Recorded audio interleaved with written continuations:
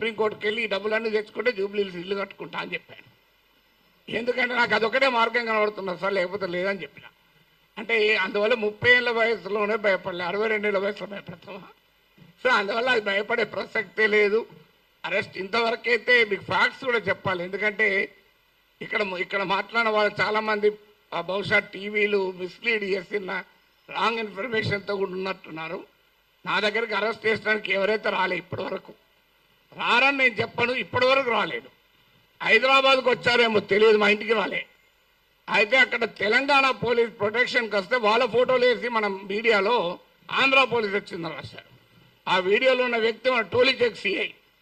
So అలా కూడా వచ్చాయి వార్తలు. ఆ వార్తలు కూడా ఇట్లాంటి పత్రికల్లోనే వచ్చాయి. పోనీ వీళ్ళు ఇక్కడ మనకు అర్థం కావాల్సింది అంటే, ఒకటి రాజ్యం ప్రభుత్వమే నేరుగా కేసులు పెట్టింది. ఏంటా కేసులు? కులచిచ్చు పెట్టానట. నేను నా మాటలో ఎక్కడ కులమన్న పదమే లేదు, కులచిచ్చు పెట్టాను. పవన్ కళ్యాణ్ మాటల్లో కూడా చెప్పాడు కులం. అసలు నేను ఎక్కడ కులం తీసానో నాకు ఇప్పటికీ అర్థం కాలే. ఇప్పుడు ఒక అంశం వచ్చినప్పుడు అనేక మంది భిన్నమైన అభిప్రాయాలు ఉన్నవారు ఆ అంశాన్ని వరకు సమర్థిస్తుంటారు. అది ఏ కులం వాళ్ళైనా కావచ్చు, ఏ ప్రాంతం వాళ్ళైనా కావచ్చు, ఏ రాజకీయ భావాలు ఉన్న వాళ్ళైనా కావచ్చు. ఇప్పుడు దీన్ని మైక్ అనాలి. దీన్ని మైక్ అని ఒక కులం వాళ్ళకి చెప్తే మైకు, ఇంకో కులం వాళ్ళు చెప్తే కాదు స్టిక్ అంటారా? ఒక పార్టీ వాడికి చెప్తా మైకు, ఇంకో పార్టీ వాడికి చెప్తే బాటిల్ అంటారా? ఎవరైనా మైక్ అనాలి. సో దానికి కుమ్ముకైనట్టు కాదు అది. తర్వాత ప్రాంతం అని కూడా తీశాడు పవన్ కళ్యాణ్. ప్రాంతం అని తీస్తే ఎవరు తీశారు ప్రాంతం? నిజంగా ఇక్కడ వచ్చిన ఇన్ని సంఘాలు ఉన్నాయి, వీళ్ళు తీయలే. తెలంగాణ సంఘాలు మొదలు ప్రాంతం అనే ప్రస్తావనే తీయలే. ఆ ప్రస్తావన తీసింది కూడా ఆ రెండు పార్టీల వాళ్ళే. నువ్వు తెలంగాణ వాడివి, ఆంధ్రప్రదేశ్ రాజకీయాల గురించి ఎట్లా మాట్లాడుతావు? అయ్యా మరి నేను అమెరికా వాడిని, అక్కడ ఓటర్నా, ఆడ మాట్లాడుతున్నా కదా. ఇరాన్ పైన మాట్లాడుతున్నా, ఇరాన్ ఓటర్నా? ఇది ఎక్కడ సిద్ధాంతం అయ్యా? మీరైతే ఇక్కడ ఇండ్లు కలిగి ఉంటారు, ఆస్తులు కలిగి ఉంటారు, మేము మాట్లాడకూడదంటే ఎట్లా? తెలంగాణలో ఉన్నవా పుట్టినవాడిని కనుక తెలంగాణ వాడు కనుక మాట్లాడద్దంటే ఎట్లా? అంటే కులం తీసింది మీరు, ప్రాంతం తీసింది మీరు, మళ్ళీ మమ్మల్ని కులము ప్రాంతం తీశారంటున్నారు. ఎంత ఆశ్చర్యమో చూడండి. ఇక అది కులం చిచ్చు పెట్టారని కేసు పెట్టారు, అక్కడ కులం ప్రస్తావన కూడా చేయలేదు నేను. ఇంకో కేసు ఏంటిది? ఈవెన్ నోటీస్ ఇవ్వకుండా కూడా అరెస్ట్ చేయొచ్చు 3 ఏళ్ళు. ఏంటదా అంటే అల్లర్లు సృష్టించేదానికి పనిచేశారట. నేను ఇప్పుడు ఈ ఇన్సిడెంట్ జరిగి 10 రోజులు అయింది. ఎక్కడ అల్లర్లు అయింది? 2 దోమలు కూడా ఎవరు చంపలే, 4 ఈగలు కూడా చంపలే. అల్లర్లు ఎక్కడే? పోనీ 2 కుక్కలు కొట్లాడుకున్నాయా? అరే ఏమో ఏంది ఇది? మీకు అల్లర్లు సృష్టించారు. అదే కాదు, ప్రజా జీవితాన్ని అల్లకల్లోలం చేశారట. ఒక కేసు జోకేంద్ర వాళ్ళు పెట్టిన కేసులు మనకు నవ్వొస్తాయి. మీరు ఎంతమంది చూశారో తెలియదు నాకు ఎఫ్ఐఆర్లు. ఆ సెక్షన్ నేను చూస్తే ఆ లాలోనే ఉంది, this section is not applicable for words అన్నాడు. మరి నేను వర్డ్స్ కాకపోతే ఏం మాట్లాడినా బాంబులు వేసినా? ఇంకో దగ్గర this section is not applicable to the statements అన్నారు. నేను మాట్లాడేది వర్డ్ స్టేట్మెంటే కదా. అంటే అప్లికేబుల్ కాదని చట్టంలో ఉన్న కేసు పెట్టారు. ఇక చూడండి, ఇక్కడ మనకు అర్థం కావాల్సింది అంటే, చాలామంది మిత్రులు మాట్లాడారు, నేను మాట్లాడిన అంశం అసలు ఇష్యూనే కాదు, అది ఇష్యూనే కాదు. నన్ను కులం అన్నారు. ఇప్పుడు ఇంతకుముందు విమలక్క గారు చెప్పారు, నేను ఏ కులంలో పుట్టాలనే హక్కు నాకుంటే, అది అవకాశం నాకుంటే అది నేను డిసైడ్ చేసుకుంటాను. ఎక్కడో చూడ పుట్టిన తర్వాత ఎక్కడున్నాం అనేది పాయింట్ కదా. చిన్నప్పటి నుంచి అణగారిన కులాల కొరకే పనిచేశాను తప్ప అణగారిన జాతుల కొరకు వర్గాల కొరకే మాట్లాడాను. ఇక్కడ కాదు, ప్రపంచంలో ఎక్కడ అణిచివేతుంటే అక్కడ మాట్లాడాం. ఇక్కడ కాదు, ఏ వెనుజులాలో నా కులం ఉందా, నా ప్రాంతం ఉందా? వెనుజులాలో అణచివేత గురించి, క్యూబాలో అణచివేత గురించి మాట్లాడాం, కొలంబియాలో మాట్లాడాం. అక్కడ ఎవరి కులాలు ఉన్నాయి, ఎవరు ఏమున్నాయో మాకు. సో ఎక్కడ అణచివేత ఉంటుంటే అక్కడ మాట్లాడతాం. సో అందువల్ల ఇక్కడ అసలు విషయం ఏంటి అంటే, ఇంతకుముందు చెప్పారు మన మిత్రుడు రఘు చెప్పాడు, అసలు విషయం ఈ ఇష్యూనే కాదు. ఇష్యూ ఏంటి? ఆంధ్రప్రదేశ్కు విశాఖపట్నానికి రైల్వే జోన్ ఇచ్చాడు.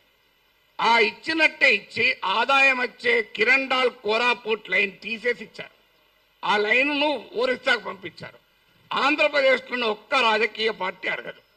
నా పైన గంట సేపు డిబేట్ పెట్టే టీవీ ఛానల్ కూడా అడగవు. విచిత్రం ఏంటంటే, అయ్యా మరి ఈ రైల్వే జోన్ ఇచ్చారు, ఆదాయాన్ని ఇచ్చేదాన్ని తీసుకువెళ్ళి ఒరిస్సాలో కలిపారు, ఇది అన్యాయం కదా అని ఒక్కరు అడగలే. నాగేశ్వర్ పైన 1 అవర్ డిబేట్ పెట్టిన వాళ్ళకు ఆంధ్రప్రదేశ్ ప్రజల కోసం అవసరమైన ఈ ఒక్క టాపిక్ మీద ఎందుకు డిబేట్ పెట్టరు? ఆన్సర్ లేదు.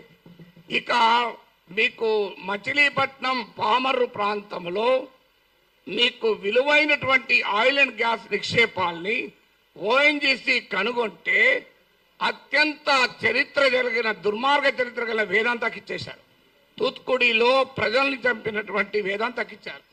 ఇది ఆంధ్రప్రదేశ్లో ఏ ప్రధాన పార్టీలు రెండూ అడగలే. ఇక్కడ నా మీద డిబేట్ పెట్టిన టీవీ వాళ్ళు అడగలే. విచిత్రం ఏదంటే, కానీ నేను అడిగాను. అది కోపం ఏంటంటే ఇలాంటి ఉదాహరణ 100 చెప్పగలుగుతాను. అందువల్ల పబ్లిక్గా క్వశ్చన్ చేయకూడదు. అందువల్ల ఒక్కసారి బెదిరిస్తే దాన్ని డాక్ట్రైన్ ఆఫ్ చిల్లింగ్ ఎఫెక్ట్ అంటారు. అంటే బెదిరిస్తే వీడు నోరు విప్పడని. కానీ గుర్తుపెట్టుకోవాలి, ఎంత బెదిరిస్తే అంత బిగ్గరగా అడుగుతాం, పని కట్టుకొని కూడా అడుగుతాం. అదే నేను అన్నది. అదే అని యుద్ధం మీరు మొదలు పెట్టారు, నేను ముగిస్తాను అన్నారు. మళ్ళీ దాన్ని పెట్టుకొని యుద్ధం చేస్తావట అంటారు. అయ్యా నేను ఏమన్నా అందులో క్లియర్గా నా ప్రజా సమస్యల పైన అన్నా. అంటే ఇప్పుడు ఇంకా దానిపైన కేసు పెట్టలేదు. బహుశా ఎఫ్ఐఆర్ ఛార్జ్ షీట్లు ఆడిస్తారో తెలియదు.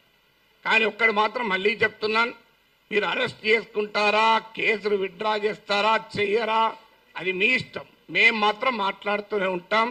We will die but we will not give up our right to free speech అన్నది మా మాట. చావనన్నా చేస్తాం కానీ మాట్లాడే హక్కుడు వదులుకోము. నీకే అణిచివేత వేసినా దానికి మేము సిద్ధం. సంతోషం. మీరు వస్తారంటే చెప్పండి, టైము ప్లేస్ కూడా చెప్పండి. ఆడికి వస్తా, కావాలంటే అరెస్ట్ చేసుకోండి. Thank you very much. Telangana ఉద్యమంలో ఓ స్లోగన్ ఉండే, ఆకలినైనా భరిస్తాం కానీ అవమానాన్ని సహించమని. సార్ కూడా అదే ఇప్పుడు చెప్పిండు, we will die but we will not lose our right to speak. So దీన్ని కంటిన్యూ చేసుకుంటూ ఈ ఆత్మాభిమానాన్ని చాటేందుకు ఇప్పుడు సార్ మీద చేసినటువంటి దుస్సాహసం ఏదైతే తెలుగుదేశం ప్రభుత్వం, లోకేష్ చేసినటువంటి, పవన్ కళ్యాణ్ వీళ్ళందరూ కలిసి చేసినటువంటి దానికి నేను తెలంగాణ సమాజానికి క్రాంతి దళ్ తరఫున, మా టీం అందరి తరఫున నేను ఒక విజ్ఞప్తి ఏం చేయదలుచుకున్నా అంటే, వాళ్ళ ఆర్థిక మూలాల మీద కూడా కొంచెం దెబ్బ కొట్టాలి. కాబట్టి ఈ హెరిటేజ్ ప్రోడక్ట్స్ ఏవైతే చంద్రబాబు నాయుడు నడుస్తున్నాయో దాన్ని ఈ రోజు నుంచి మన ఇళ్లందరం బైకాట్ చేయాలని నేను అందరికీ విజ్ఞప్తి చేయదలుచుకున్నా.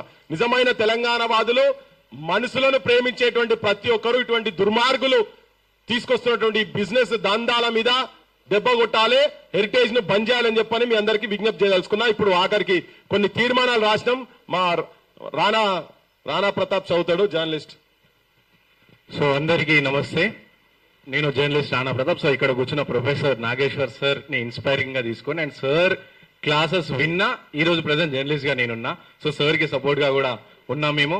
అండ్ ఇంకోటి, ఫస్ట్ ఈ తీర్మానాలు చెప్పే ముందు ఒక 1 minute టైం తీసుకొని మాట్లాడుతాను. అంటే తెలంగాణ విషయంలో, తెలంగాణ గొంతుకల మీద ఇప్పుడుగా దాడి ఎప్పటి నుంచో జరుగుతోంది.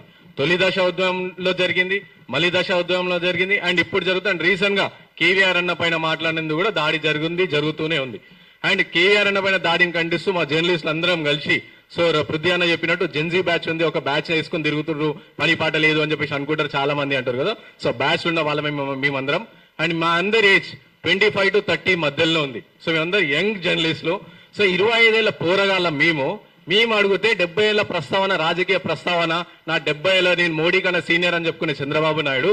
సో మీ పాయింట్లు తడిచిపోతున్నాయి మేము అడుగుతున్నందుకు. 25 ఏళ్ళు 30 ఏళ్ళ మేము అడుగుతూనే మీకు ఇంత చెమటలు పడతా ఉన్నాయంటే, ఇక తెలంగాణ సమాజం అంతా కలిసి మరోసారి తొలి దశ తర్వాత మళ్ళీ దశ ఉద్యమం లాగా మళ్ళీ మేము వెంబడబడితే ఇక మీరు ఏడు పోతారో తెలియదు. అండ్ ఇంకోటి విగ్రహాల పైన కానీ ఇవన్నీ కూడా, దానిపైన కూడా విగ్రహాలు కూడా పెడతా ఉన్నారు. సో వాటిపైన కూడా గూల్ చేసిన తర్వాత రౌండ్ టేబుల్ సమావేశం పెట్టే పరిస్థితి కూడా వస్తుందని చెప్పేసి బలంగా నమ్ముతున్నా. అండ్ ఈ సమావేశంలో కొన్ని తీర్మానాలు ప్రకటిస్తూ మీడియా ముందుకు మేము పెడుతున్నాం.